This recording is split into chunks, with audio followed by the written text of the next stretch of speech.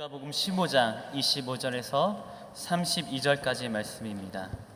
누가복음 15장 25절에서 32절까지의 말씀입니다.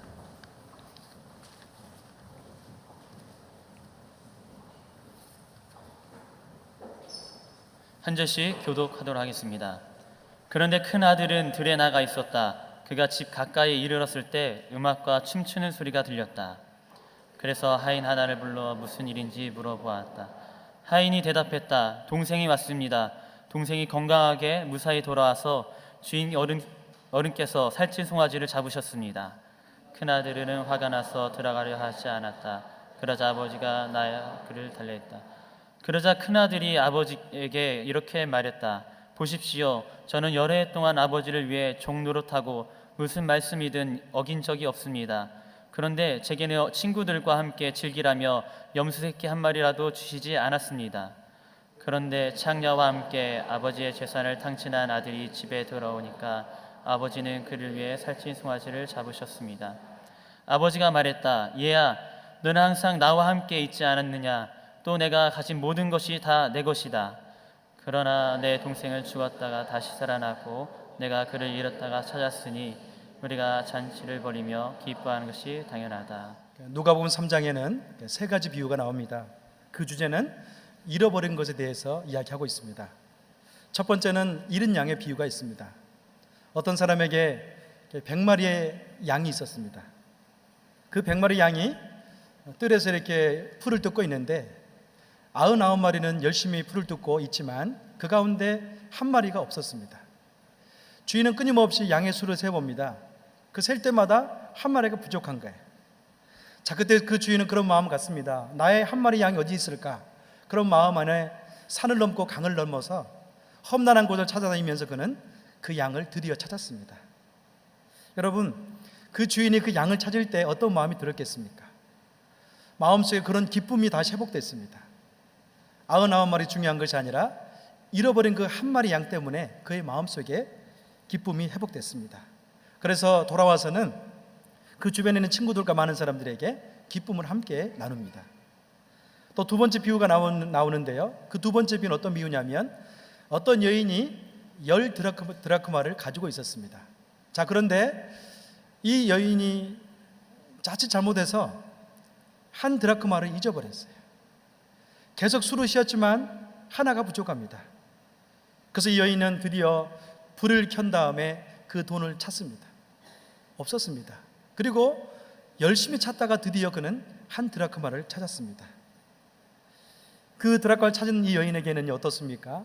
많은 수고의 대가가 수고가 중요한 것이 아니라 한 가지를 찾았다는 그 마음 때문에 너무나 기뻐서 이웃과 함께 그 기쁨을 나누는 장면이 나옵니다. 자, 그러면서 회개하는 죄인 한 사람이 하나님께 돌아오면 하나님께서도 하나님의 천사들 이처럼 기뻐한다. 그렇게 이야기하고 있습니다. 그리고 오늘 본문에 나와 있는 비유 가운데 한 가지 뭐냐면 잃은 아들의 비유가 또 한 가지 나오고 있습니다. 이 아들의 그 비유는 우리가 잘 아는 것처럼 보통 그런 사람의 아이는 아니었습니다. 그 아들은 누구였습니까? 탕자였습니다. 탕자를 사전적으로 의미를 찾아보면 술이나 성적 쾌락이나 노름 따위 때문에 과도하게 빠져서 바르게 살지 못한 사람을 탕자라고 이야기합니다. 어떤 사람에게 두 아들이 있었는데요. 작은 아들이 아버지에게 말합니다. 아버지, 제게 주실 재산이 있다면 지금 내게 주세요. 그는 그 간청에서 받은 그 재산을 가지고 아주 멀리 떠나서 어떻습니까? 그 재산을 다 탕진하고 거기서 기진맥진하면서 살아갑니다. 드디어 그는 이제 갈 곳이 없어서 돼지를 치는 우리에 가서 돼지의 그 쥐염려를 먹으면서 매일매일 연명하고 있었습니다. 자, 그의 마음속에 그런 마음이 듭니다. 아버지 집에 돌아가면 종들도 풍족히 먹고 살고 있는데 나는 지금 먹을 것도 없구나. 그런 마음을 가지고 어떻습니까? 귀향을 결정합니다. 여러분, 어찌 보면 탕자의 귀향의 모습을 보면 우리의 모습을 발견할 때가 종종 있습니다. 우리 스스로가 힘이 있고요. 어떤 일이 잘 풀릴 때, 또 한 가지는 내 인생 가운데 내 힘으로 개선되는 삶을 살 때는 귀향을 생각하지 않습니다. 그러나 우리 인생 가운데 황혼이 찾아오고 어떤 실패가 찾아오고 어떤 질병이 찾아오고 어려울 때 우리 마음속에 어떻습니까? 귀향에 대해서 생각해 봅니다. 그런데 문제는요, 한 가지 있습니다. 내가 만약 귀향을 하게 된다면 나를 반겨줄 만한 사람이 있겠는가? 거기에 대한 문제가 발생합니다. 지금 탕자의 심정이 그렇습니다. 과연 내가 귀향하게 되면 아버지는 나를 어떻게 맞이할 것인가? 거기에 대한 부담감을 가지고 있었습니다. 그런데 여러분, 탕자가 제일 처음에 떠날 때 어떻습니까? 아버지에게 아주 모질게 하고 떠났거든요. 이 팔레스타인 지역 가운데 아버지가 재산을 요구하는 것은 어떤 거냐면, 원래 이 재산을 받을 때는 아버지가 돌아가신 다음에 유산을 상속받습니다. 자, 그런데 어때요? 뻔히 살아있는데 유산을 달라는 것은 어떤 건가요?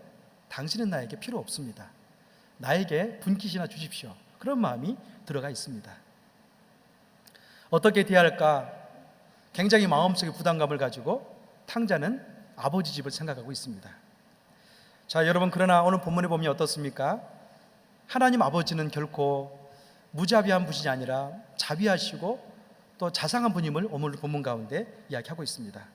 누가복음 15장 20절 23절 말씀을 같이 한번 읽어보겠습니다. 함께 읽습니다. 시작. 그러고 나서 아들은 일어나 아버지께로 갔다. 아들이 아직 멀리 있는데 그 아버지는 아들을 불쌍히 여겨 아들에게 달려가 그의 목을 껴안고 입을 맞췄다. 아들이 아버지에게 말했다. 아버지, 제가 하늘과 아버지께 죄를 지었습니다. 이제 아들이라도 부를 자격이 없습니다. 그러나 아버지는 종들에게 말했다. 어서 가서 좋은 옷을 가져와 이 아이에게 입혀라. 손가락에 반지를 끼우고 발에 신을 신겨라. 살찐 송아지를 끌어다가 잡아라. 잔치를 벌이고 즐기자. 네 아들이 죽었다가 다시 살아났다. 이 아들을 잃었다가 이제 찾았다. 이렇게 그들을 잔치를 벌이기 시작했다. 여러분, 탕자를 그 아버지가 맞이하는 모습 가운데 두 가지 상징적인 행동이 있습니다. 첫 번째는 무엇인가요? 아들이 올 때 그 아버지는 목을 껴안고 입을 맞췄습니다. 이것은 굉장히 쉽지 않은 행동일 수도 있습니다. 왜냐하면 아버지 곁을 그렇게 모질게 하고 떠났던 그 아들이 왔을지라도 아버지 마음속에는 거봐라, 내가 너에 대해서 경고했는데 너는 내 말을 듣지 않고 갔지 않았나요? 그런 마음 가운데 껴안지 않을 수도 있어요. 그러나 어떻습니까? 그 아버지는 그 아들이 올 때, 멀리 올 때 달려갔습니다. 그 다음에 목을 껴안고 입 맞추었습니다. 이것은 바로 용서의 포용이었고 또 사랑의 마음에서 우러나는 행동이었습니다. 두 번째, 그 아들을 품는 아버지의 행동이 있습니다. 그것은 무엇인가요? 가사를 탕지는 아들일지라도 그는 좋은 옷을 입히고 가락지를 끼워주는 그런 행동을 했습니다. 자, 그래서 어떻습니까? 더 나가서 살찐 송아지를 잡아서 그에게 잔치를 베풀어주는 그런 행동을 했습니다. 여러분, 여기서 좋은 옷 같은 경우는요, 아버지가 입고 있었던 그런 옷을 상징합니다. 무엇을 의미합니까? 많은 하객들에게 이 아들은 내가 입을 만한 옷을 입을 수 있는 그런 존재다, 나처럼 귀하게 대해달라는 그런 의미가 그 안에 숨겨져 있습니다. 또 한 가지는 손가락에 반지를 끼워주는데요, 이 반지는 상속의 반지입니다. 비록 네가 죄를 짓고 다시 돌아왔을지라도 너는 여전히 나의 자녀이기 때문에 나의 모든 상속권이 너에게 있다고 반지를 끼워줬습니다. 자, 그러면서 친구와 이웃과 더불어서 어떻습니까? 잔치를 벌이면서 기쁨을 만끽하고 그 생명에 대해서 은혜를 나누는 것을 오늘 본문에 볼 수 있어요. 여러분, 누가복음 15장에 보면 세 가지 비유가 있는데요, 잃었다는 것은 똑같습니다. 또 한 가지 똑같은 게 있습니다. 그것은 무엇인가요? 그 잃어버린 것이 왔을 때 굉장히 기뻐하고 즐거워합니다. 마치 이것은 한 죄인이 죄를 짓다가 주님께 돌아왔을 때 천사들이 기뻐하는 것과 같다는 것을 오늘 본문에서 이야기하고 있습니다. 여러분, 그런데요, 정말 함께 즐거워하고 함께 은혜를 나눌 만한 사람이 빠져 있습니다. 그가 누구인가요? 바로 장남인 큰형입니다. 어찌 보면 자기 동생이 돌아왔기 때문에 더 기뻐하고 더 즐거워해야 되는데 이 큰형만큼은 그렇지 않았어요. 마음속에 원망이 있고 마음속에 분노가 있습니다. 오늘 본문 25절과 28절입니다. 한번 읽어보겠습니다. 시작. 그런데 큰아들은 들에 나가 있었다. 그가 집에 가까이 이르렀을 때 음악과 춤추는 소리가 들렸다. 그래서 하인 하나를 불러 무슨 일인지 물어보았다. 하인이 대답했다. 동생이 왔습니다. 동생이 건강하게 무사히 돌아와서 주인 어른께서 살찐 송아지를 잡으셨습니다. 큰 아들은 화가 나서 들어가려고 하지 않았다. 그러자 아버지가 나와 그를 달랬다. 여러분 곰곰이 생각해 보면 큰 아들의 심정도 이해가 갈 만합니다. 왜 그렇습니까?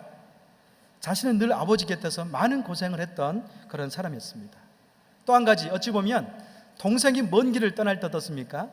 동생의 몫도 큰 아들이 감당해야 될 그런 몫이 되었습니다. 그는 묵묵히 열심히 했는데요, 어느 날 갑자기 그 동생이 아주 안전하게 귀향했다는 소식을 들었어요. 여러분, 죄를 지은 동생이 찾아왔는데 아버지 행동이 굉장히 과간입니다. 그냥 그 죄인이었던 그를 책망하거나 벌을 주는 것이 아니라 살찐 송아지를 잡아서 엄청나게 성대하게 잔치를 벌여줍니다. 자, 그랬을 때 이 아들은요, 그 모습을 보면서 마음속에 분한한 마음이 생기는 거예요. 화가 치미는 거예요. 그래서 집에 들어가지 않고 배회하고 있습니다. 그래서 아버지는 큰 아들을 맞이하기 위해서 밖에 나가는 모습이 오늘 본문에 나와 있습니다. 여러분, 오늘 본문에는 탕자의 두 명이 나오고 있습니다. 한 명의 탕자는 우리가 쉽게 이야기하면 돌탕이라고 이야기하죠. 돌아온 탕자입니다. 그는 아버지의 재산을 가지고 가서 허랑방탕한 삶을 살았습니다. 어찌 보면 굉장히 부모에게 모질게 했던 그런 사람이었는데요, 그런 인생 가운데 모진 비벼람 속에 고생을 겪으면서 결국에는 아버지께 다시 돌아왔습니다. 여러분, 이 탕자는 어떤 마음으로 아버지께 돌아왔습니다? 맞습니까?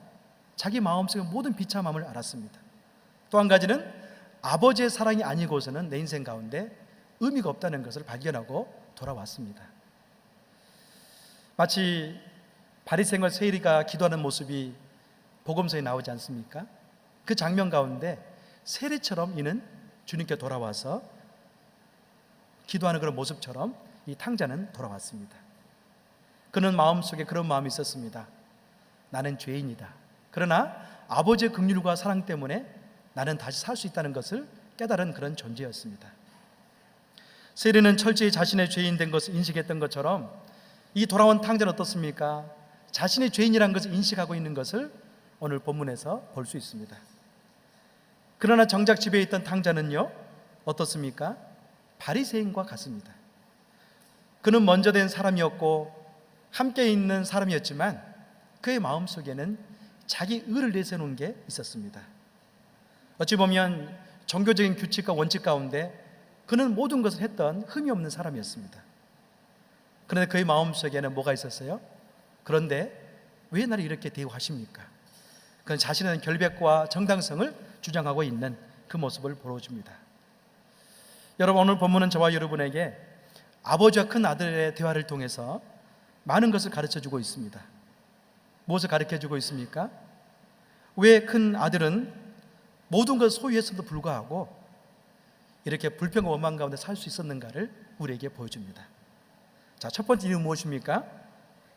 큰 아들은 정작 자기에게 주어져 있는 것을 누리지 못하는 그런 과오를 범하고 있습니다. 오늘 본문 29절과 30절입니다. 함께 읽어봅니다. 시작. 그러자 큰 아들이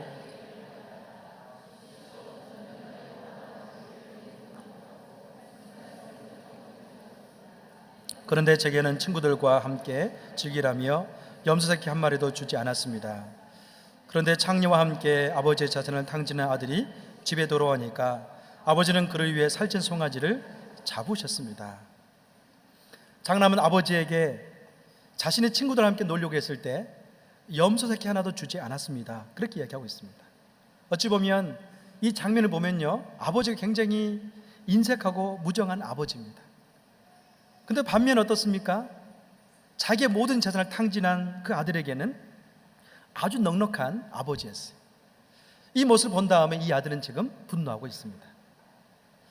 자, 여러분, 오늘 본문에 보면 29절과 30절에 아버지라는 단어가 한 번씩 나옵니다. 근데요, 이것을 원어로 보면 이 아버지를 헬라어는 당신이라고 표현하고 있습니다. 30절도 그렇게 되어 있죠. 탕진한 아들의 집에 돌아오니 이 표현도 있는데요, 탕진한 아버지의 재산을 탕진한 아들이 집에 돌아오니, 여기 보면 당신의 재산을 탕진한 아들이 돌아오니, 그렇게 헬라어에는 표현되어 있어요. 다시 말하면 장남은요, 아버지를 가리켜서 당신이라고 표현합니다.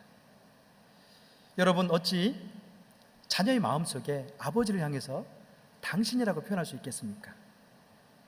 이 정도로 이 장남은요, 아버지와 그런 관계면에 있어서 멀리 느꼈던 사람이었어요. 여러분, 신앙생활 때 가장 중요한 게 있습니다. 그것은 뭐냐면 하나님 아버지와 나와의 관계 가운데 얼마나 가까우느냐, 그것이 신앙의 질을 결정할 수 있는 중요한 요소입니다. 자, 그런데요, 이 장남인 사람은 그 가정 안에서 아버지를 당신이라고 표현하고 있어요. 그만큼 관계에 멀리 떨어져 있는 그런 존재였다는 거죠. 외관상으로 보면 같이 집에 동거하고 있기 때문에 함께 살지만 실상은 마음속으로는 굉장히 멀었던 존재였습니다. 우리는 여기서 신앙생활에 있어서 무엇이 중요한지를 한번 생각해 볼 필요가 있습니다. 우리가 믿음으로 살아갈 때 있어서 신앙생활에 중요한 것은 무엇입니까? 관계를 맺는 것입니다. 신앙생활은 우리가 교회를 다니면서 어떤 직위를 얻는다든지, 또 한 가지 어떤 봉사를 통해서 어떤 업적을 많이 쌓는다든지 그런 것을 의미하지 않습니다. 다시 말하면 어떤 직위를 얻어서 또 많은 공로를 통해서 올라가는 것이 아니라 관계를 맺는 것이 신앙생활의 핵심입니다. 신앙생활의 궁극적인 목적은 다른 것이 아니라 살아계신 하나님과 나와의 그런 관계 속에서 얼마나 친밀할 수 있는가, 그것을 맺어가는 것이 바로 핵심입니다. 여러분, 큰아들의 문제는 무엇이었습니까? 바로 여기에 문제점이 있었습니다. 예수님 당시에 예수님께서 항상 책망했던 그룹이 있습니다. 그가 누구였습니까? 바리새인이었고 서기관이었고 율법 학자들이었습니다. 그들은 거리에 나가면 전혀 문제가 없는 사람이었습니다. 그 당시에 모든 종교적인 것들을 결정할 수 있는 권위자였고 또 하나님을 많이 알았던 그런 존재였기 때문에 존경을 받았습니다. 그러나 예수님은요, 항상 그들의 내면을 바라보면서 책망해요. 어떻게 책망합니까? 마가복음 7장 6절에 나와 있습니다. 함께 읽어보겠습니다. 시작. 예수께서 대답하셨습니다. 너희 위선자들에 대해 이사야가 예언한 말이 옳았다. 성경에 이렇게 기록되어 있다. 이 백성들은 입술로만 나를 공경하고 마음은 내게서 멀리 떠났다. 여러분, 예수님께서는 지금 이 큰 아들에 대해서 바리새인이라고 칭하고 있는 것을 볼 수 있어요. 너희들은 모든 형식 가운데는 신앙인으로서 그런 존재하지만 실상은 너희 마음속에 내가 없다는 거죠. 정작 마음속에 하나님을 예배하고 주님을 찾아야 되는데 그들 마음속에 그들의 법칙과 원칙은 있지만 하나님 말씀을 없는 그런 인생이었습니다. 자, 그래서 바리새인을 향해서 너희는 나를 입술로 공경하지만 마음에서는 멀리 떨어져 있는 존재다, 그렇게 이야기하고 있습니다. 예수님께서 이들을 향해서 뭐라 말합니까? 너희들은 회칠한 무덤이다. 외관상으로는 신앙인의 모습이 있지만 내면을 들여다보니 썩는 송장과 같은 그런 존재다, 그렇게 이야기하고 있어요. 여러분, 어찌 보면 이 세상을 살아가는 사람들은요, 겉과 속을 자유롭게 바꿀 수 있는 것은 칭찬받는 경우가 참 많이 있습니다. 어떤 순간에 임기응변적으로 이렇게 대처하고 또 저렇게 대처하고, 그러나 성도의 성품은요, 그렇지 않습니다. 하나님이 기뻐하는 성품은요, 내면의 모습과 외면의 모습이 동일한 사람을 기뻐하십니다. 여러분, 큰아들의 문제는 무엇입니까? 아버지의 그런 관계 가운데 친밀함이 없었던 것이 큰아들의 문제였습니다. 만약에 아버지와 아들 가운데 친밀이 형성되어 있었다면 이런 원망과 불평을 하지 않았을 겁니다. 입술로는 아버지라고 칭하지만 마음으로는 전혀 딴 길을 가지고 있는 그 아들이 아니었을 겁니다. 반면에 탕자는 어떤 사람이었습니까? 오늘 본문 다 읽진 않았지만 그 12절과 10절, 18절, 21절에 보면 아버지를 당신이라 부르지 않습니다. 아버지를 아버지라고 칭합니다. 때로는 애끓는 마음에서 나는 아버지 앞에 죄인임을 할 때도 죄인된 마음은 있었지만 여전히 아버지의 권위를 그는 인정합니다. 나는 더 이상 죄가 너무 많아서 아버지라 칭할 수 없습니다. 아버지, 나에게 종이라 칭해 주십시오. 이 관계만큼은 흔들리지 않습니다. 자, 그러면서 어떻습니까? 그는 아버지의 권위를 인정하고 그 안에 들어가서 사랑을 누립니다. 그러나 집에 있었던 탕자는요, 그렇지 않았어요. 그의 마음이 아버지와 멀리 떨어져 있었습니다. 오히려 자신이 하나님의 기쁨을 참여하는 데 방해가 되고 있는 집에 있는 그 장남의 모습을 우리가 볼 수 있습니다. 사랑하는 여러분, 우리는 여기서 우리 자신의 심령을 들여다봐야 됩니다. 여러분은 누구인가요? 돌아온 탕자인가요? 그렇지 않으면 집에 있던 장남과 같은 그런 탕자인가요? 여러분, 나도 모르는 사이에 신앙생활을 많이 하다 보면 집에 있는 탕자처럼 변하는 게 굉장히 많습니다. 어느 누구도 증상을 느끼지 못합니다. 설교도 할 수 있고, 기도도 할 수 있고, 신방도 갈 수 있고, 목회적인 모든 부분을 경험에 따라 살 수 있습니다. 그러나 마음만큼은 하나님과 내통함이 없고 교통이 없는 그런 가운데서 얼마든지 할 수 있다는 거예요. 장로님으로나 권사님으로, 집사님으로, 때로는 순장으로서, 또 성가대로서, 교사로 섬길 때도 우리는 여전히 경험을 통해서 할 수 있다는 것을 오늘 본문에서 이야기하고 있습니다. 사랑하는 여러분, 경험이 아니라 그분의 성령 음성을 들으면서 민감함 속에서, 아주 친밀함 속에서 교제가 있는 그런 상태에서 할 수 있는 그런 관계를 우리 주님은 원하십니다. 오늘 그때 아버지께서 장남에게 말씀을 합니다. 두 가지를 지적합니다. 먼저 31절과 32절 함께 읽어봅니다. 시작. 아버지가 말했다. 얘야, 너는 항상 나와 함께 있지 않느냐? 또 내가 가진 모든 것은 다 내 것이다. 그러나 내 동생은 죽었다가 다시 살아났고 내가 그를 잃었다가 찾았으니 우리가 잔치를 벌이며 기뻐하는 것이 당연하다. 여러분, 아버지가 그 아들에게 이제 두 가지 이야기합니다. 첫 번째는 무엇인가요? 얘야, 너는 항상 나와 함께 있지 않느냐? 내가 가진 모든 것은 바로 내 것이다. 그렇게 이야기하고 있습니다. 실제로 이스라엘 민족에서 장남은요, 아버지 유산의 모든 것을 가질 수 있는 그런 권한이 있습니다. 자, 그럼 어떻습니까? 순간적으로 동생이 왔을 때 여유로운 마음을 가지고 그 동생을 받아들였어야 됐죠. 여러분, 그러나 장남 가운데 그 아버지와 관계가 틀어지다 보니까 그 동생도 환영하지 못하는 그런 모습을 보여주고 있습니다. 여러분, 장남에게 무엇이 필요합니까? 관계 회복이 필요합니다. 관계 회복은요, 이 굳은 땅이 굳어졌을 때 비가 내리지 않으면 부드러워지지 않는 것처럼 관계가 틀어진 사람은 하나님의 은혜를 경험해야만이 관계가 회복될 수가 있습니다. 지금 장남에게는 하나님 사랑의 경험이 필요합니다. 그래서 그분의 사랑과 은혜를 경험하면서 마음이 다시 기경되어지고 부드러워진 그런 상황이 놓여 있습니다. 여러분, 바울이 에베소를 통해서 저와 여러분에게 주께서 허락하신 은혜를 이야기하고 있습니다. 에베소 1장 3절과 5절을 같이 한번 읽어보겠습니다. 시작. 하나님 곧 우리 주 예수 그리스도의 아버지를 찬양합니다. 하나님은 그리스도 안에서 하늘에 속한 모든 신령한 복으로 우리에게 복을 주신 분이십니다. 하나님은 세상이 창조되기 전에 그리스도 안에서 우리를 선택하셔서 사랑 가운데 그 앞에 거룩하고 흠이 없게 하셨습니다. 하나님은 그분의 기뻐하신 뜻을 따라 우리를 예정하셔서 예수 그리스도로 말미암아 하나님의 양자가 되게 하셨습니다. 아멘. 여러분, 사도 바울은 에베소 성도를 향해서 외치는 것은 바로 그것이었습니다. 여러분들은 다른 사람이 아니라 하나님의 은혜를 많이 받은 사람들입니다. 그렇게 이야기하고 있습니다. 이 사랑은 아주 전적인 사랑입니다. 왜 그렇습니까? 세 가지가 중요하죠. 첫 번째는 하늘에 속한 신령한 복을 받은 사람이다. 그렇게 이야기하고 있습니다. 두 번째는 무엇입니까? 만세전에 선택적인 사랑을 받은 존재가 성도 개인이라고 이야기하고 있습니다. 또 마지막으로요, 우리를 예정하셔서 예수 그리스도로 말미암아 양자가 되게 하셨습니다. 그렇게 이야기해요. 누구의 양자인가요? 하나님 아버지의 양자입니다. 이 당시에 유대인 가운데 양자는요, 내가 만약에 양자로 가게 되면 내 부모의 관계는 끊어집니다. 그렇지만 내가 양자로 입적된 그 부모의 모든 재산과 사회적인 지위는 그 순간에 내가 얻게 됩니다. 다시 말하면 우리가 이제 하나님의 양자가 되었습니다. 그러면 어떻습니까? 그때부터는 이 세상에 속한 모든 그런 나의 그런 죄의 저주라든지 어둠의 세력들과는 다 관계 끊어지는 거예요. 그때부터 어떻습니까?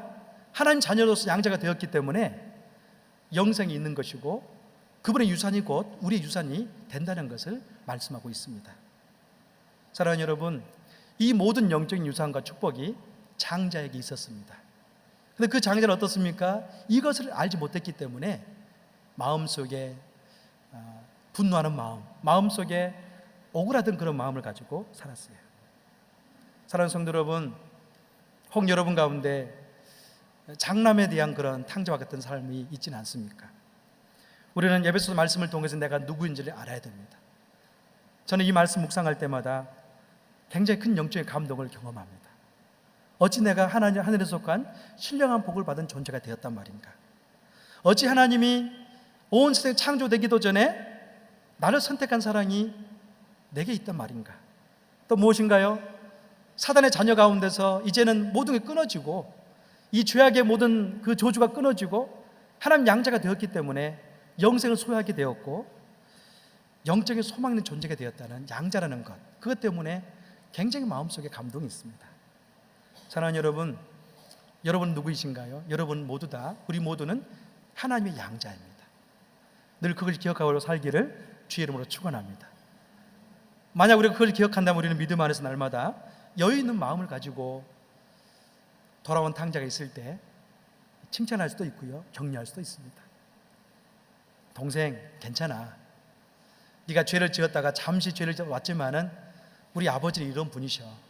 너에게 다시 재산이 있을 것이고 너의 미래는 밝을 것이야. 그렇게 위로할 수 있었을 겁니다. 두 번째로 오늘 본문에서 장남에게 그 아버지가 이야기한 게 있습니다. 그것은 무엇인가요? 내가 잃었다가 찾은 동생으로 기뻐하니 너도 함께 기뻐해야 되지 않겠느냐, 그렇게 반문하고 있습니다. 장남은 자신이 이미 하나님의 상속자요 양자의 은혜를 누리고 있었다면 그는 아주 여유 있게 동생을 향해서 그런 마음의 태도를 가지고 격려하는 자로 살았을 것입니다. 여기서 우리는 한 가지 이런 분노의 마음과 절망의 마음을 어떻게 해결할 것인가, 그 방법을 찾아야 됩니다. 다시 말하면 오늘 장남인 그 탕자에게 아버지가 이야기할 때 내가 잃었다가 찾은 동생을 기뻐하니 너도 함께 기뻐해야 되지 않겠느냐, 기뻐할 수 있는 존재가 되기 위해서는요 한 가지 해결될 문제가 있다는 거예요. 그것은 무엇인가요? 친밀한 관계를 형성해야 되는데 그 길을 가기 위해서는요 매일매일 저와 여러분이 주님과 친밀함 형성할 수 있는 기도의 삶이 필요합니다. 많은 사람들은 기도를 그렇게 정의합니다. 내가 원할 때 기도할 수 있고 또 내가 원하는 걸 얻을 수 있다. 그래서 어떤 사람의 기도 제목을 보면요 하나님이 말씀하기 이전에 너무 빽빽히 다 차 있어요. 특히 형제 자매들이 결혼할 때 어떻습니까? 우리 자매님들은 이런 형제를 구하죠. 또 형제도 어떻습니까? 이런 자매를 구합니다. 보니까 하나님이 개입할 부분이 전혀 없어요. 키는 이 정도 커야 되고 몸무게, 이렇게 학력, 모든 게 다 이렇게 탄탄하게 되어 있어요. 하나님이 보고 이런 부분도 필요하지 않겠느냐, 그런 부분이 있어야 되는데 그렇지 않는 거예요. 사랑하는 여러분, 기도는 무엇인가요? 기도는 기복적인 구하는 것이 기도가 아닙니다. 기도는요 그분과 친밀함을 형성하기 위해서 매일매일 그분과 하는 소통의 길입니다. 만약 우리가 정말로 이 장남이 매일매일 삶 속에서 아버지와 친근한 그런 대화가 있었다면 그는 아버지의 마음을 알았을 겁니다. 동생이 돌아와서 얼마나 기뻐하고 의미가 있었는가 알았기 때문에 그런 행동을 취하지 않았을 겁니다. 사랑하는 여러분, 신앙생활이라는 것은 곧 다른 것이 아닙니다. 신앙생활은 기도의 삶입니다. 이 기도의 삶은 어떤 건가요? 친밀함을 형성하기 위한 그런 기도의 삶입니다. 이 기도의 중심은요 나의 포기가 있습니다. 하나님과 친밀하게 그분과 앉아서 기도하다 보면 그분의 요구가 느껴지면서 나를 포기하게 되는 거예요. 내 것을 내려놓게 되는 거예요. 자, 그러면서 어떻습니까? 그분의 기쁨 가운데 동참할 수 있는 역사를 경험합니다. 여러분, 이런 사람은 주님의 마음을 갖게 됩니다. 그분의 눈에 있는 곳에 성도의 눈이 있는 것을 보게 되고 또 그분의 슬픔이 있는 곳에 우리 마음이 있는 것을 보게 됩니다. 또 한 가지는 이런 친밀한 기도 가운데 살아가는 사람은 하나님의 기쁨이 있는 것 가운데 성도의 기쁨이 있다는 것을 자연히 체험하게 됩니다. 사랑하는 성도 여러분, 여러분 안에 주님과 날마다 친밀함을 형성할 수 있는 그런 기도가 있기를 주의 이름으로 축원합니다. 이 기도는 다른 기도가 아닙니다. 나를 포기하는 기도입니다. 나를 내려놓는 그런 기도입니다. 그랬을 때 우리는 주님과 친밀해질 수가 있습니다. 복음성가 가운데 그런 복음성가가 있습니다. 아버지 당신의 마음이 있는 곳에. 이 가사를 보면 굉장히 오늘 본문 가운데 하나님이 원하는 그런 가사가 적혀 있다는 것을 볼 수 있어요. 제가 한번 가사를 읽어보겠습니다. 자막으로 한번 띄워봐 주시기를 바랍니다. 아버지 당신의 마음이 있는 곳에 나의 마음이 있기를 원해요. 아버지 당신의 눈물이 고인 곳에 나의 눈물이 고이길 원해요. 아버지 당신이 바라보는 영혼에게 나의 두 눈이 향하길 원해요. 아버지 당신이 울고 있는 어두운 땅에 나의 두 발이 향하길 원해요. 나의 마음이 아버지의 마음을 알아 내 모든 뜻 아버지의 뜻이 될 수 있기를. 나의 온 몸이 아버지의 마음을 알아 내 모든 삶에 당신의 삶 되기를. 여러분, 만약에 우리가 이 가사를 우리 삶 속에 이룰 수만 있다면 우리는 그 장남인 탕자에게 하나님 요구하는 것을 실천할 수 있는 그런 삶을 살 수가 있습니다. 우리는 이 가사처럼 하나님 아버지의 마음을 가지고 이 땅을 살아야 됩니다. 그때 어떻습니까? 저와 여러분을 통해서 이 땅에 하나님 나라가 확장되어지고 건설되어지는 놀라운 역사가 일어날 것입니다. 이 시간 같이 한번 이 찬양을 한번 같이 한번 해볼까요? 우리 간절한 마음으로 이 찬양을 한번 불러보겠습니다.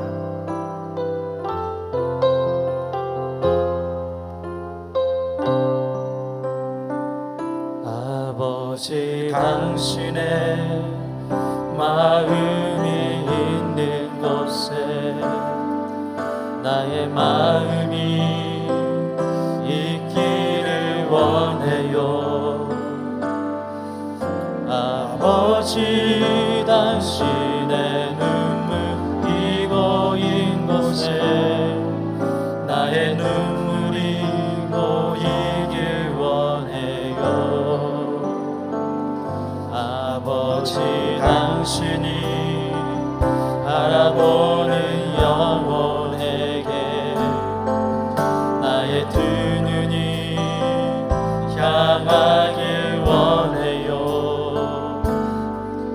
아버지 당신이 울고 있는 어두운 땅에 나의 두 발이 향하길 원해요. 나의 마음이 아버지의 마음 알아 내 모든 뜻 아버지의 뜻이 될 수 있기를. 나의 온 몸이 아버지의 마음 알아 내 모든 삶 당신의 삶 되기를. 제가 다시 한번 찬양할 때는 가슴에 손을 얹고 한번 찬양했으면 좋겠습니다. 하나님 마음 있는 곳에 우리의 마음이 있기를 원합니다. 하나님 뜻이 있는 곳에 우리의 뜻이 있기를 원합니다. 자, 같이 한번 고백하면서 찬양하겠습니다.